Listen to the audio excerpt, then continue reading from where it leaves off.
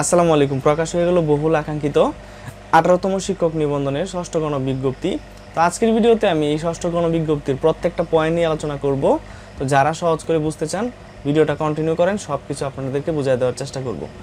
তো শুরু করি আমরা। প্রথমে এখানে প্রথম যে পয়েন্টটা আছে শূন্য পদের বিবরণ।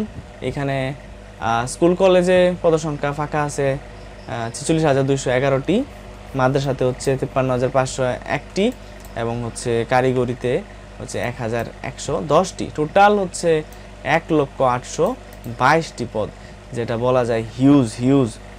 তো এই 1,822টি শূন্য পদের বিপরীতে এখানে ক্যান্ডিডেট আছে কতজন? 60,000 প্লাস। 60,000 প্লাস এখানে কি করবে? অ্যাপ্লাই করবে স্কুল পাওয়ার জন্য, কলেজ পাওয়ার জন্য, প্রতিষ্ঠান পাওয়ার জন্য আর কি।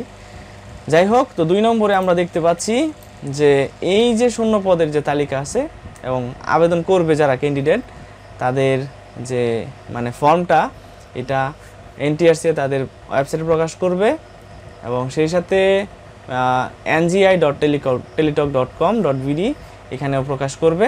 তো এটা 22 জুন বেলা 11টা থেকে এটা প্রকাশ করবে এবং সেখান থেকে এরপর থেকে কী করা যাবে? আবেদন করা যাবে। তো 22 তারিখ থেকে আবেদন করা যাবে 12টার পরে। তারপরে দেখেন যে 3 নম্বর যে মানে পয়েন্টটা আছে, এখানে আবেদনকারীর যোগ্যতা সম্পর্কে বলছে যে সংশ্লিষ্ট বিষয়, অর্থাৎ আপনি যে বিষয়ে মানে নিবন্ধনধারী সেটা সনদধারী হইতে হবে আর কি। পদ প্রতিষ্ঠানের ধরন অনুযায়ী নিবন্ধন সনদধারী হইতে হবে। তারপর অবশ্যই এটা বৈধ নিবন্ধন সনদধারী হতে হবে, ঠিক আছে। সম্মিলিত মেধা তালিকার অন্তর্ভুক্ত বেসরকারি শিক্ষক নিবন্ধনের গ্রহণ নীতিমালা মেনে আপনাকে বৈধ নিবন্ধনধারী হইতে হবে। ঘ নম্বরে যেটা, এটা হচ্ছে মানে যে মাধ্যমিক এবং উচ্চ শিক্ষা বিভাগ, কারিগরি এবং মাদ্রাসা শিক্ষা বিভাগ থেকে জারিকৃত সর্বশেষ জনবল কাঠামো ও এমপিও নীতিমালা অনুযায়ী কাম্য শিক্ষাগত যোগ্যতা সম্পন্ন হইতে হবে।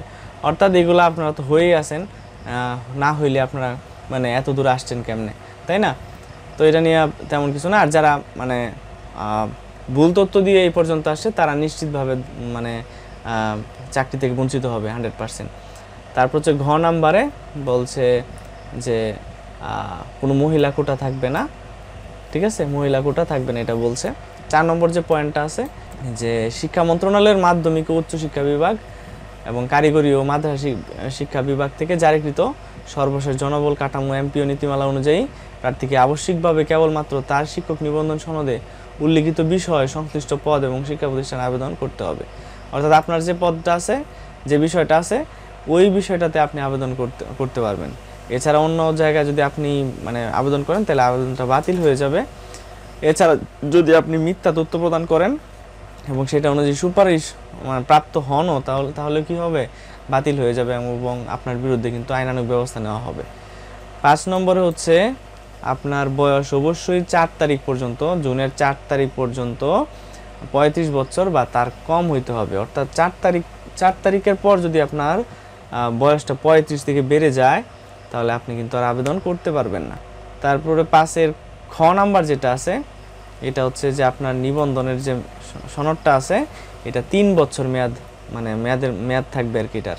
6 নম্বরে যেটা আছে মানে সেটা হচ্ছে যে আপনার কাছে 2টা নিবন্ধন সার্টিফিকেট আছে, ধরেন 17তম আর হচ্ছে 18তম।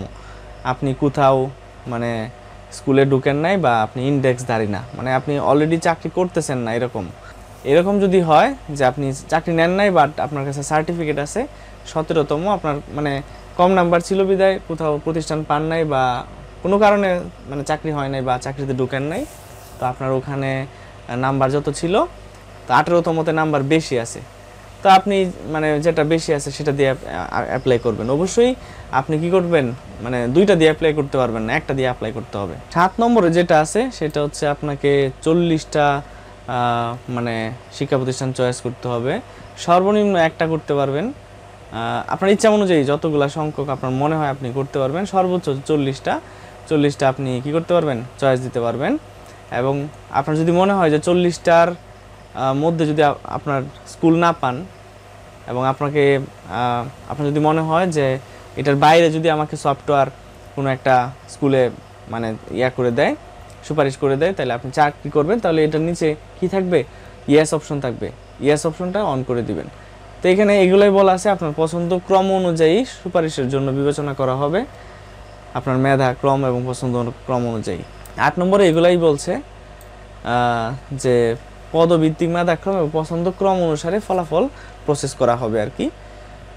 তারপরে 9 নম্বরে হচ্ছে যে আপনার যদি স্কুল এবং কলেজ উভয়টার মধ্যেই সনদ থাকে, ঠিক আছে, তাহলে উভয় পর্যায়ে আপনি কি আবেদন করতে পারবেন। আপনাকে আলাদা আলাদা আবেদন করতে হবে, সেক্ষেত্রে মানে আলাদা আলাদা ফি প্রদান করতে হবে আর কি। তো কলেজ পর্যায়ে আর কিছু স্কুল পর্যায়ে, আপনি যদি কলেজ পর্যায়ে প্রথমে আপনাকে চিন্তা করবে এনটিআরসি কলেজ পর্যায়ে, আপনাকে যদি কলেজ পর্যায়ে কোনো একটা কলেজ আপনাকে সিলেক্ট করে দিয়ে দেয় তাহলে অটোমেটিক্যালি স্কুল পর্যায়টা বাতিল হয়ে যাবে। আর যদি কলেজ পর্যায়ে না হয় তাহলে স্কুল পর্যায়ে আপনাকে বিবেচনা করা হবে, ঠিক আছে। তারপরে হচ্ছে 10 নম্বর, একজন আবেদনকারীকে মানে এখানে 1000 টাকা ফি লাগবে আবেদনকারীকে, অবশ্যই আপনাকে ফিটা দিতে হবে 1000। আর আলাদা আলাদা যদি আপনি অ্যাপ্লাই করেন কলেজ এবং স্কুল তাহলে আপনাকে 1000, 1000, 2000 টাকা ফি প্রদান করতে হবে, ঠিক আছে। এবং এখানে বলছে একটা গুরুত্বপূর্ণ জিনিস যে আপনি যে আবেদন করছিলেন নিবন্ধন পরীক্ষার যে প্রথম যে আবেদনটা করছিলেন সেখানে যে ছবিটা ব্যবহার করছিলেন এই ছবিটা আপনাকে এখানে দিতে বলছে, সেটা আপনি ডাউনলোড করার অপশন পাবেন। সেই ছবিটা ডাউনলোড করে আবার আপলোড করতে পারবেন আবেদনের সময়। যে আবেদনের ফর্ম পূরণ এবং ফি জমা দেওয়ার সংক্রান্ত নিয়ম টেলিটক বাংলাদেশ লিমিটেডের ngi.teletalk.com.video ওয়েবসাইটে স্বতন্ত্রভাবে প্রদর্শন করা হয়েছে। তো এটা সব কিছু আমরা পরে জানতে পারবো ngi.teletalk.com.video তে। তারপরে বলছে 11 নাম্বারটা যে পুলিশ ভেরিফিকেশন ফর্ম, প্রত্যেক আবেদনকারীকে ই অ্যাপ্লিকেশন ফর্ম পূরণের সময়ই পুলিশ ভেরিফিকেশন ফর্মটি যথাযথভাবে পূরণ করতে হবে, নতুবা তার আবেদন ফর্মটি বাতিল হয়ে যাবে। অর্থাৎ আপনি যখন অ্যাপ্লাইটা করবেন, অ্যাপ্লাই করার সাথে সাথে পুলিশ ভেরিফিকেশনের যে ফর্মটা আছে সেটাও পূরণ করে ফেলতে হবে। 12 নম্বরে হচ্ছে ইন্ডেক্সধারী শিক্ষকদের আবেদন সংক্রান্ত নির্দেশনা। ধরেন যে আপনি, এটা আমি একটু সংক্ষিপ্তভাবে বুঝিয়ে দিই, যে আপনি অলরেডি চাকরি করতেছেন, আপনি চাকরি করতেছেন, আপনি আবার 18তমতে কী করছেন নিবন্ধন পরীক্ষা দিয়া এই আপনার সেম সাবজেক্টে কী করছেন আপনি নিবন্ধন সনদ পাইছেন। তো আপনি আর কি করতে পারবেন না, মানে আবেদন করতে পারবেন না, আর আবেদন করলে কোনো লাভ হবে না, ঠিক আছে। অথবা আপনি এটা মানে আপনার সাবজেক্ট ছাড়া অন্য একটা সাবজেক্ট আপনি পাইছেন, সেইটার জন্য আপনি মানে উচ্চতর বা নিম্নতর পদের জন্য এনটিআরসির প্রত্যয়ন থাকলে মানে আবেদন করতে পারবেন আর কি, এটাই বলছে এখানে। তারপর হচ্ছে 13 নম্বরে এখানে একটা পয়েন্ট যে শারীরিক শিক্ষা যে সাবজেক্টটা আছে এটা বালিকা বিদ্যালয় এবং মহিলা কলেজে যে সকল প্রতিষ্ঠান আছে যে এটা মেয়েদের, ঠিক আছে, মহিলা বা বালিকা এরকম প্রতিষ্ঠানে শুধু মহিলা প্রার্থীরা আবেদন করতে পারবে। মহিলা প্রার্থীদের জন্য এটা কি করা হয়েছে, সিলেক্ট করে রাখা হয়েছে। এটা মহিলা কোটা না, বাট এটা হচ্ছে এইভাবে সিস্টেমটা করা, শারীরিক শিক্ষা পদের জন্য শুধু মহিলা প্রার্থীরাই আবেদন করতে পারবে। আর অন্যরা যদি করে মিথ্যা তথ্য দিয়া তাহলে আপনার বাতিল হয়ে যাবে। 14 নম্বর পয়েন্টে এখানে বলছে যে স্কুল কলেজে ধর্ম এবং নৈতিক শিক্ষার যে টিচার যারা হবেন তারা অবশ্যই সেই ধর্মের অনুসারী হইতে হবে। ইসলাম হলে ইসলাম, মানে হিন্দু হলে হিন্দু, ওই মানে স্পেসিফিক আর কি একবারে নির্দিষ্ট করা, মানে সাবজেক্টের জন্য কি করতে হবে, হিন্দু ধর্মের পড়ানোর জন্য হিন্দু ধর্মাবলম্বী হইতে হবে আর কি। মুসলিম মানে মুসলমানদের যে ইসলাম শিক্ষা বই আছে এটা পড়ানোর জন্য মুসলিম হইতে হবে। তো এইগুলা এখানে উল্লেখ করে দিছে। পরে 15 নম্বরে বলছে আবেদন ফর্ম পূরণের সময় আপনাকে কি করতে হবে, মোবাইল নম্বর এবং সচল ইমেইল অ্যাড্রেস ব্যবহার করতে হবে, নিজস্ব মোবাইল নম্বর। সেই ক্ষেত্রে আপনারা যে প্রথম দিকে অ্যাপ্লিকেশনের সময় যে নম্বরটা ইউজ করছিলেন ওটা দিলেই সবচেয়ে বেটার। তো এটা যদি একান্ত মানে আপনার কাছে নাই কোনোভাবেই, আর এটা রিকভার করা যাচ্ছে না, মোবাইল নম্বর হারায় গেছে আর কোনোভাবেই এটা আনতে পারতেছেন না, তাহলে যে কোনো একটা সচল মোবাইল নম্বর আর সচল ইমেইল অ্যাড্রেস ব্যবহার করবেন আপনারা। তারপর 16 নম্বরে এখানে অ্যালার্ট করে দিছে যে ই অ্যাপ্লিকেশন পূরণ করার সময় যথেষ্ট সতর্কতা অবলম্বন করতে বলা হয়েছে। যে ফর্ম পূরণ একবার সাবমিট হয়ে গেলে কোনোভাবে এটা সংশোধনের সুযোগ থাকবে না। সো আপনারা অ্যাপ্লিকেশান করার সময় অবশ্যই সতর্ক থাকবেন। 17 নম্বরে বলা আছে যে সকল আবেদনকারী যে নির্দিষ্ট ফি আছে ওইটা পরিশোধের সাপেক্ষে সফলভাবে আবেদন পেশ করার পর, মানে সব কিছু হয়ে গেলে আবেদনটা আপনারা কী করবেন, ডাউনলোড করবেন এবং এটা প্রিন্ট করে রাখবেন আপনাদের কাছে। 18 নম্বরে বলা আছে যে আবেদন ফি প্রদানের তারিখ ও সময়, এটা যেহেতু অ্যাপ্লাইটা শুরু হবে কত তারিখ, 22 জুন থেকে, 22 জুন 12টা থেকে শুরু হবে এবং শেষ হবে কত 10 জুলাই। তো 22 জুন মানে ধরেন আপনি 22 জুন অ্যাপ্লাই করছেন, অ্যাপ্লাই করার পর এটা 72 ঘন্টার মধ্যে আপনি কী করবেন, মানে টাকাটা পরিশোধ করবেন। নর্মালি যে চাকরির আবেদন করেন ওইটার মতোই, যে চাকরি আবেদনের পর 72 ঘন্টার মধ্যে টাকাটা কী করতে হয়, মানে পে করতে হয়। খ নম্বর এটাই বলছে যে শেষ তারিখ এত এবং দিবাগত রাত 12টা পর্যন্ত এটা অ্যাপ্লাই করা চলবে। তো 10 তারিখের পরে 72 ঘন্টার টাইমটা যায় 23 জুলাই 12টা পর্যন্ত। তো এই টাইমের মধ্যেও মানে 10 জুলাই অ্যাপ্লাই করা শেষ, তো অ্যাপ্লাই করা ধরেন যে আপনি 10 জুলাই অ্যাপ্লাই করছেন, তো টাকাটা আপনি চাইলে 13 জুলাইয়ের আগ পর্যন্ত অর্থাৎ রাত 12টার আগ পর্যন্ত মানে প্রদান করতে পারবেন, জমা দিতে পারবেন। এই হচ্ছিল 18 নম্বর।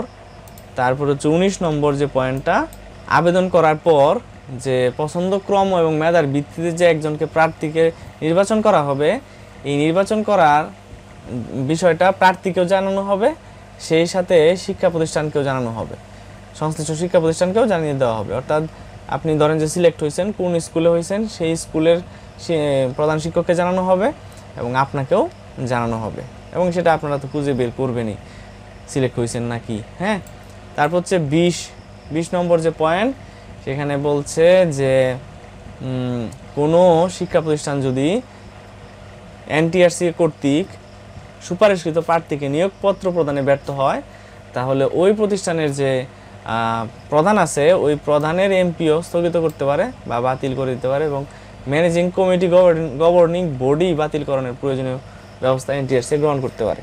অর্থাৎ যদি মানে হেডমাস্টার উল্টাপাল্টা করে তাহলে এনটিআরসি আইনানুগ ব্যবস্থা গ্রহণ করবে।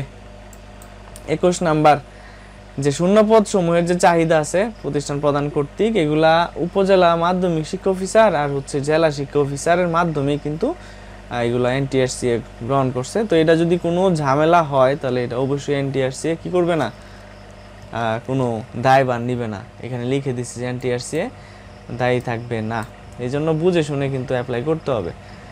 22 নম্বর, মামলা বা আইনগত কোনো জটিলতার কারণে অনলাইনে প্রকাশিত বিজ্ঞপ্তির কোনো পদে নিয়োগ প্রদান সম্ভব না হলে বর্ণিত কারণের জন্য এনটিআরসি দায়ী থাকবে না।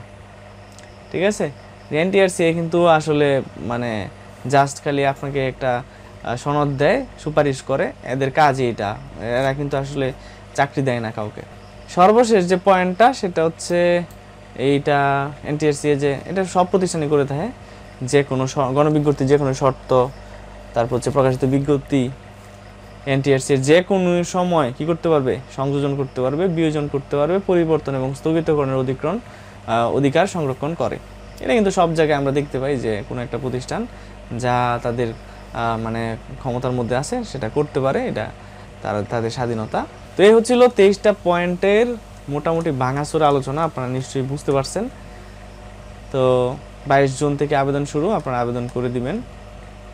তারপরে অন্যান্য বিষয় যদি মনে হয় তাহলে আমি আপলোড করার চেষ্টা করব, যদি সময় পাই আর কি, যদিও এত বেশি ভিডিও বানানোর সময় পাই না। ধন্যবাদ এতক্ষণ সাথে থাকার জন্য।